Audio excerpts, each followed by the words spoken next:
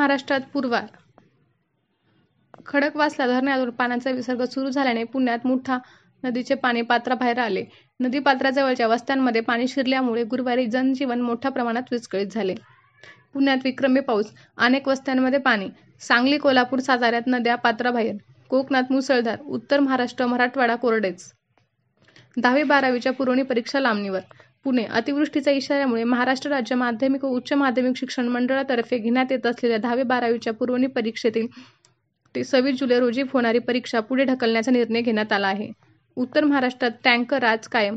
नाशिक राज्यातील अनेक भागात मुसळधार पावसाने पूरस्थिती निर्माण झाली असली तरी उत्तर महाराष्ट्रात मात्र दुष्काळी स्थिती आहे.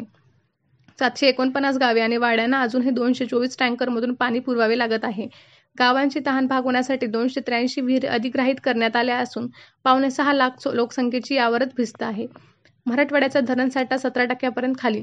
गेल्या 3 दिवसापासून मराठवाड्यात सूर्यदर्शन झाले नसून रिमझिम पाऊस सुरू आहे. मात्र अद्याप जोरदार पावसाची प्रतीक्षा कायम असून त्यामुळे धरणांमध्ये म्हणावी तशी पाण्याची आवक झालेली नाही. 11 प्रमुख धरणात सरासरी 17.35% पाणीसाठा आहे.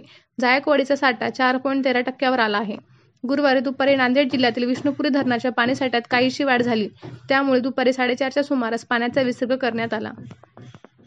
पुणे, कोल्हापूर, रत्नागिरी. पश्चिम महाराष्ट्रासह मुंबई महानगर प्रदेश आणि कोकणाला पावसाने झोडपले. पुणे शहरासह पिंपरी-चिंचवड आणि जिल्ह्याच्या अन्य भागात नद्यांचे पाणी सखल भागात शिरले. सांगली, सातारा, कोल्हापूर जिल्ह्यातही पूरसदृश स्थिती असून नद्या धोक्याच्या पातळीवरून वाहत आहेत.